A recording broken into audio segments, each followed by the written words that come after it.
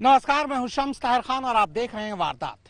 कथनी और करनी में क्या फर्क होता है, अगर ये समझना है तो एक बार बलिया घूम आइए। उत्तर प्रदेश के मुख्यमंत्री योगी आदित्यनाथ लगातार ये कहते आ रहे हैं कि यूपी में क्रिमिनल अगर होंगे तो फिर अपने रिस्क पर होंगे। अगर यूपी में रहना है तो या तो जुर्म छोड़ दें या फिर यूपी छोड़ दें। लेकिन बलिया के एक इंसिडेंट ने योगी आदित्यनाथ के इस कथनी और करनी का सच सामने ला दिया है। एक शख्स 2 राशन दुकानों की लड़ाई में बाकायदा गोली चलाता है, एक शख्स की जान जाती है। इसके बाद एक विधायक सामने आते हैं और उस शख्स को जिसने गोली चलाई, जिसे पुलिस ने पकड़ा, फिर यूपी पुलिस ने छोड़ भी दिया, उसके लिए अब आंसू बहा रहे हैं। वाकई कमाल है यूपी पुलिस।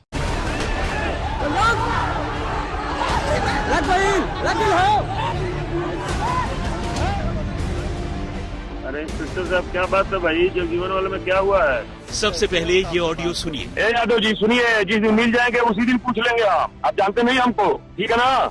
4 बार विधायक जी के फोन करने के बाद भी आप मार्गदर्शन कर रहे हैं, सारा नखड़ा झड़ जाएगा आपका। आप जानते नहीं अभी। ऑडियो में जिस शख्स की आवाज कैद है उसके तेवर का एहसास कीजिए। अरे इंस्पेक्टर साहब, क्या बात है भाई, जगजीवन वाले में क्या हुआ है? एसडीएम साहब से बात करिए, हमको नहीं कुछ कहना। एसडीएम साहब से क्या बात करना है? रिपोर्ट तो आपको लगाना था, आपने क्यों नहीं लगाया रिपोर्ट? इससे पहले हनुमानगंज वाले पर नथुनी यादव ने 130-40 आदमी का दिया था, उसमें क्या किया आपने? रिपोर्ट लगाया क्या? किस पे? नथुनी यादव जो हनुमानगंज जो अटैच चल रहा है, वो नथुनी यादव ने पूर्व प्रधान ने दिया था, उसमें क्या किया आपने? रिपोर्ट लगाया क्या? हाँ। कहाँ लगाया? क्या लगाया आपने? निरस्त किया, दुकान सस्पेंड किया? जाके एसडीएम विश्वनाथ प्रसाद वाला जाके देखिए, एसडीएम साहब से पूछिए। यादव जी सुनिए, जिस दिन मिल जाएंगे उसी दिन पूछ लेंगे। आप जानते नहीं हमको, ठीक है ना? 4 बार विधायक जी के फोन करने के बाद भी आप मार्गदर्शन कर रहे हैं। हाँ। सारा नखड़ा झड़ जाएगा आपका। आप जानते नहीं अभी। मैं तो ये नहीं जानता किसने गोली चलाई, किसकी गोली से वो मरे। और अब ये वीडियो देखिए। वीडियो में कैद शख्स के चेहरे के हाव भाव को समझने की कोशिश कीजिए। आत्मसम्मान में मैं मानता हूं कि आत्मसम्मान में, लेकिन मैं तो ये नहीं जानता किसने गोली चलाई, किसकी गोली से वो मरे हैं। लेकिन अगर मेरे माता पिता को, भाई बहन को, जो भी परिवार के सदस्य को मारा जाएगा तो मेरे पास चाहे जो भी रहेगा मैं तो उसे मारने की कोशिश करूंगा। लेकिन उस समय मेरे परिवार के पास कुछ नहीं था, क्योंकि हम लोग झगड़ा झंझट करने के मूड में नहीं थे। हम ये जानते थे कि जन सैलाब हमारे साथ है, 1500 लोग हैं। तो एसडीएम साहब और बीडीओ साहब, इसमें सीधा एसडीएम साहब की, बीडीओ साहब की और क्षेत्राधिकारी की, खासकर सदानंद यादव एसआई रेवती की सरेआम गलती है। क्योंकि पकड़ करके मैं बार बार चिल्ला रहा हूँ, सर हाथ जोड़ रहा हूँ, पैर पकड़ रहा हूँ कि सर देखिए मर जाएंगे, हमारे तरफ के लोग मर जाएंगे सर। आप कम से कम पुलिस से अपना रुकवाइए, भगदड़ रुकवाइए। ये लोग कह रहे हैं कि नहीं, जो हो रहा है ठीक हो रहा है, जो हो रहा है ठीक हो रहा है। और ये खड़ा तमाशा देख रहे हैं प्रशासन के लोग, शासन के। सब वक्त की बात है। जब वक्त का पहिया उल्टा घूमता है तो अच्छों की हवा खराब हो जाती है। ऑडियो और वीडियो में एक ही शख्स कैद है फिलहाल, जिसकी हवा खराब है। लेकिन वीडियो और ऑडियो में दिख रहे इस शख्स की हवा खराब होने से पहले इसका मन कुछ इतना बढ़ा हुआ था कि इसने खुद बलिया की हवा खराब कर दी।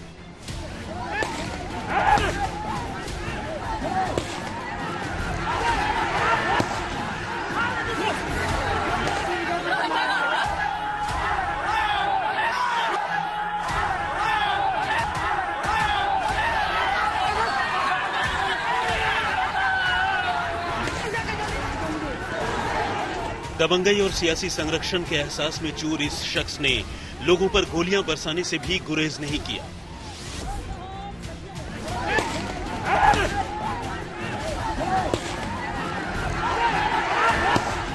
और वो भी चोरी छिपे या रात के अंधेरे में नहीं, बल्कि दिन के उजाले में भरी दोपहर को।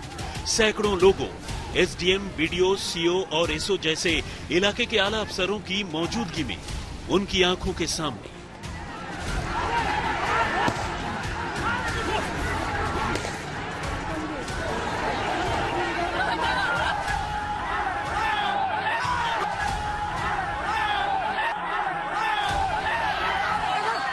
इस गोलीकांड में एक शख्स की मौत हो गई और इसी के साथ सूबे में सियासी भूचाल आ गया।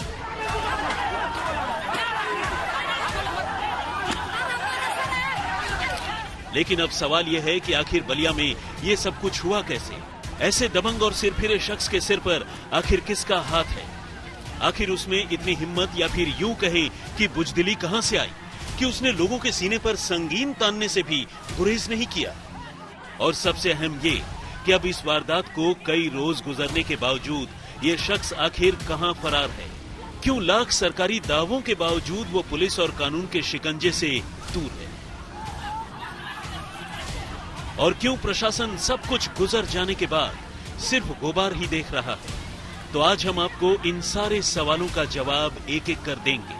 साथ ही दिखाएंगे बलिया गोलीकांड की पूरी इनसाइड स्टोरी। लेकिन सबसे पहले बलिया के दुर्जनपुर गांव में दबंगई दिखाकर खून की होली खेलने वाले इस शख्स को अच्छी तरह से देख और पहचान लीजिए। क्या पता कानून की नजरों से उछल ये शख्स कहीं आपके आसपास ही छिपा बैठा हो। नाम धीरेंद्र प्रताप सिंह, पता गांव दुर्जनपुर, बलिया, यूपी। पहचान इलाके के विधायक सुरेंद्र सिंह का दायां हाथ और फिलहाल कानून की नजर में बलिया कांड का मोस्ट वांटेड आरोपी। असल में धीरेंद्र की उस इलाके की राशन दुकान में खास रुचि थी। बलिया के दुर्जनपुर गांव में 2 सस्ते गल्ले की दुकान को लेकर पिछले 4 साल से तनाव था। मुख्य आरोपी धीरेंद्र प्रताप सिंह उर्फ डब्लू लगातार इसे लेकर शिकायतें कर रहा था। चूंकि सिर पर सियासी हाथ था तो अक्सर अफसरों से बात करते हुए तेवर भी तीखे हो जाते थे। ए यादव जी सुनिए, जिस दिन मिल जाएंगे उसी दिन पूछ लेंगे आप जानते नहीं हमको, ठीक है ना? 4 बार विधायक जी के फोन करने के बाद भी आप मत और कर रहे हैं। हाँ। सारा नखड़ा झड़ जाएगा आपका, आप जानते नहीं अभी। लेकिन इसी अहंकार में एक रोज वो लोगों को गोलियों से भूनने लगेगा, ये किसी ने नहीं सोचा था। बलिया के दुर्जनपुर गांव में राशन दुकानों के आवंटन को लेकर ये गोलियां अचानक ही नहीं चली। इसकी जमीन काफी पहले ही तैयार हो चुकी थी और सिस्टम ने वक्त वक्त पर इसी खूनी खिलौने में खूब चाबी भरी। सारा नखड़ा झड़ जाएगा आपका, आप जानते नहीं अभी। जब मामला हाथ से निकलने लगा तो दुर्जनपुर से सस्ते गल्ले की दोनों दुकानों को निरस्त कर दिया गया और फिलहाल इन दोनों दुकानों का मामला हाईकोर्ट में लंबित है। लेकिन इस बीच अब दुर्जनपुर में नए सिरे से सस्ते गल्ले की दुकानों की चयन प्रक्रिया शुरू की गई।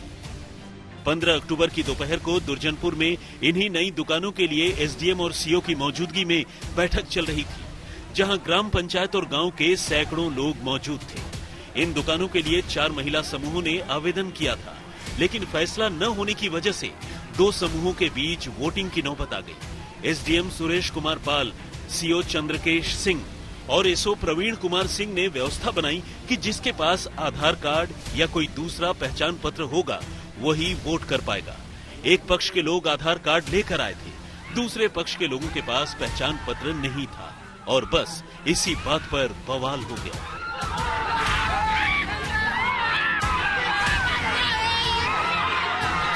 तो मामला तूल पकड़ा कैसे? वहाँ पर तो मीटिंग हो रही थी, वहाँ पे वोटिंग की बात हो रही थी, अचानक ऐसी क्या बात हो गई जो इतनी अब एसडीएम साहब ने ये कहा कि बिना प्रूफ का हम किसी को वोटिंग करने नहीं देंगे। तो वो लोग जो हैं, जो धीरेंद्र सिंह उर्फ डब्लू सिंह हैं, वो लोग दूसरे गांव के भी लोगों को बुलाए हुए थे और साहब ने कहा कि नहीं, अगर आप जो है आइडेंटिफाई करने के लिए हमको नहीं देंगे तो हम इसको कैंसिल कर देंगे। अच्छा, ये इसी बात पर वो लोग उग्र हो गए और लोगों को दौड़ा दौड़ा कर मारने लगे। क्या अपने हिस्से में वो दुकान का कोटा लाने की कवायद थी? क्या उस तरीके का वहाँ पे हम लोगों का कोई दुकान का हिस्सा अपने हिस्से में लाना नहीं था और वो मेरा भाई वोटर बनकर गया था। हाँ। हालत यूं बिगड़ी कि वीडियो बैरिया को बैठक स्थगित करनी पड़ी। प्रशासन के खिलाफ नारेबाजी होने लगी और देखते ही देखते ईंट पत्थर चलने लगे और बस इसी दौरान सिर फिरे धीरेंद्र उर्फ डब्लू ने फायरिंग कर दी।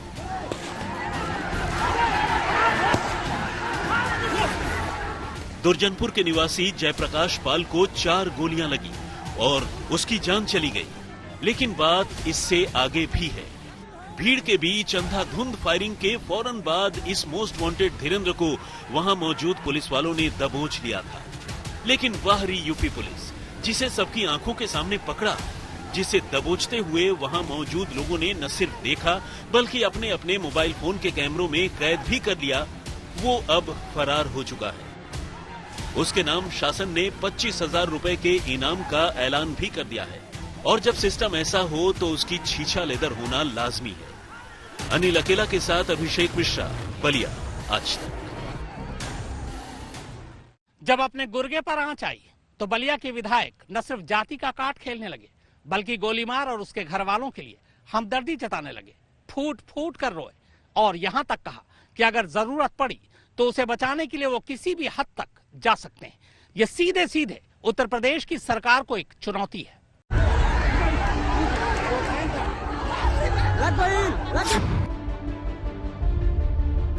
किसके गोली से गामा पाल मरा है ये मैं तो नहीं जानता। मैंने कोई गोली गाली नहीं चलाई है।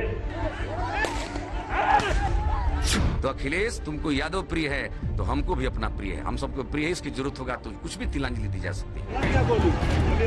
गोली लग गया। नहीं, वो बचा रहे हैं, पलटेंगे कहाँ? हाँ, अगर वो ब्राह्मण होते तो पलट जाते। हाँ, ब्राह्मण होते तो पलट जाते।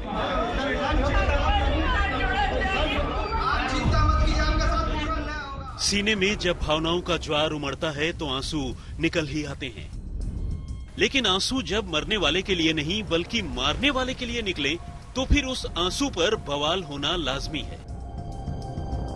बलिया के बैरिया इलाके से बीजेपी विधायक सुरेंद्र सिंह जब बलिया गोलीकांड के आरोपी धीरेंद्र प्रताप सिंह के घर पहुंचे तो कानून की नजर में मोस्ट वांटेड अपने खास शागिर्द के लिए इतने व्याकुल हुए कि ज़ारों कतार रोने लग गए। और कमाल देखिए कि उन्होंने अपने आंसुओं को थामने या जमाने से छुपाने की भी कोशिश नहीं की, बल्कि खुलकर रोते रहे और रोते रोते दुहाई देते रहे कि अगर वो अपनों के लिए नहीं रोएंगे तो किसके लिए रोएंगे। तो यदि तुमको यादव प्रिय है तो सुरेंद्र सिंह को भी छत्री प्रिय है, इसलिए छत्री बालक है। माने बताइए, जिसका जान ही संकट में पड़ जाएगा, जान ही संकट में पड़ जाएगा तो उसमें क्या करेगा आदमी? या तो जान बचाएगा भग करके, नहीं तो जान बचाएगा लड़ करके। दूसरा उपाय नहीं होता है। या तो लड़ करके जान बचाएगा, नहीं तो भग करके जान बचाएगा। तो भगने की भी परिस्थिति नहीं है। वो रिटायर्ड जो है कैप्टन है, रिटायर्ड कैप्टन। आप बताइए, सेना का रिटायर्ड कैप्टन इस तरह की बात करता है तो किस परिस्थिति में क्या? उसका 80 वर्ष का बुढ़ा बाप पीटा जाएगा, उसकी बहन पीटी जाएगी, तो क्या वो चुप बैठेगा? तो अखिलेश, तुमको यादव प्रिय है तो हमको भी अपना प्रिय है, हम सबको प्रिय है। इसकी जरूरत होगा तो कुछ भी तिलांजलि दी जा सकती है। वैसे तो विधायक किसी जाति विशेष का नहीं बल्कि सबका होता है। कहते तो यहाँ तक है कि एक बार चुने जाने और संविधान की शपथ लेने के बाद एक जनप्रतिनिधि के लिए हर कोई बराबर होता है। लेकिन यहाँ सियासत में सारे प्रतिमान ढह चुके हैं। अपने पराये का चश्मा आंखों पर ऐसा चढ़ा है कि मरने वाला नहीं बल्कि सिर्फ और सिर्फ मारने वाला ही दिखाई दे रहा है। तभी तो सुरेंद्र सिंह अपने खासम खास की गोली से मारे गए जयप्रकाश पाल के बच्चों के आंसू पोंछने नहीं गए। उन्हें दिखाई पड़ा तो सिर्फ उस दबंग और उसके परिवार वालों का दर्द जिसने एक परिवार को बर्बाद कर दिया। ऊपर से अपनी करतूत पर जाति का मुलम्मा चढ़ाकर उसे ऐसे पेश करने की कोशिश की जैसे इससे बड़ा और महान कोई काम ही न हो। शनिवार की सुबह आरोपी धीरेंद्र सिंह के परिवार की महिलाओं और बच्चों को लेकर विधायक थाने पहुंचे। आरोपी के परिवार से मारपीट होने की बात कही और एफआईआर दर्ज कराने पर अड़ गए। आरोपी के परिवार का अपनी निगरानी में मेडिकल कराया, खुद अस्पताल लेकर पहुंच गए। प्राथमिकी दर्ज नहीं हुआ तो मैं निश्चित रूप से कर रहा हूं कि सत्याग्रह पर बैठूंगा और आमरण अनशन करूंगा, भले जीवन का अंत करूंगा। आप लोग पत्रकार हैं, जाकर के देखें, इधर से भी 7-7, 8-8 महिलाओं को लाठी डंडे से मार करके लोगों ने घायल कर दिया है और मारा है, पीटा है। तो ऐसी स्थिति में एक पक्षीय कार्रवाई किसी तरह से प्रासंगिक नहीं है। मैं जो है अपने सम्मानित अधिकारियों से आग्रह करता हूं कि इनका भी प्राथमिकी दर्ज होना चाहिए। लेकिन ऐसा नहीं है कि सिर्फ सत्तारूढ़ पार्टी के विधायक ही राजनीति कर रहे हैं। मौत पर राजनीति करने में दूसरी पार्टियां भी पीछे नहीं हैं। समाजवादी पार्टी और बीएसपी ने अपने नेताओं को जयप्रकाश पाल के घर भेजा और सरकार पर इल्जामों की झड़ी लगा दी। अखिलेश तो खैर सूबे की सरकार पर निशाना साध ही रहे हैं। मंत्री रहे ओपी राजभर भी कह रहे हैं कि सूबे की सरकार का ये निगाहे करम आरोपी धीरेंद्र सिंह पर सिर्फ उसकी जाति की वजह से है। आपको क्या लगता है, योगी सरकार इस अपराधी की भी गाड़ी पलटेगी? नहीं, ये उनकी औकात नहीं, वो बचा रहे हैं, पलटेंगे कहाँ?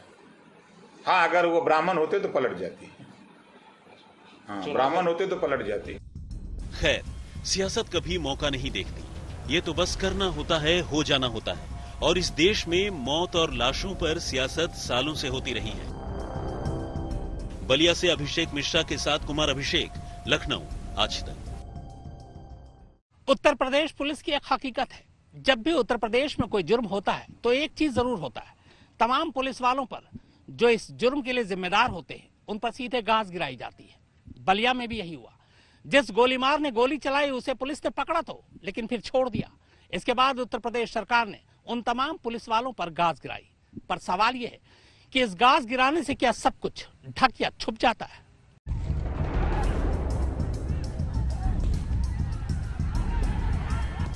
बलिया गोलीकांड में यूपी पुलिस की किरकिरी यूं ही नहीं हो रही। पुलिस जब आरोपी को मौका वारदात से पकड़कर भी छोड़ दे तो फिर उसकी छीछा लेदर नहीं होगी तो और क्या होगा। यूपी पुलिस ने मुख्य आरोपी धीरेन्द्र प्रताप सिंह समेत सभी आरोपियों पर अब 25-25 हजार रुपए का इनाम रखा है। लेकिन अब तक 8 नामजद और करीब 25 अज्ञात आरोपियों में से सिर्फ 7 की ही गिरफ्तारी हुई है और इनमें से भी सिर्फ 2 ही नामजद हैं। बाकी नामजद आरोपियों का कोई पता ठिकाना है ही नहीं।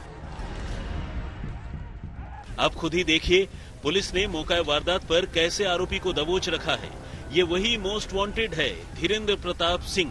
लेकिन हद ये है कि पुलिस ने फायरिंग करने वाले इस मुख्य आरोपी को पकड़ने के बाद भी छोड़ दिया, वो फरार हो गया। ऐसे में पुलिस को भी अपने लवाजमे पर कार्रवाई कर साख बचाने की कोशिश करनी पड़ी।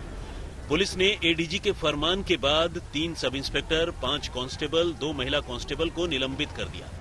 बलिया से अनिल और अभिषेक मिश्रा के साथ आज तक ब्यूरो। तो वारदात में फिलहाल इतना ही, मगर आज तक पर खबरों का सिलसिला लगातार जारी है।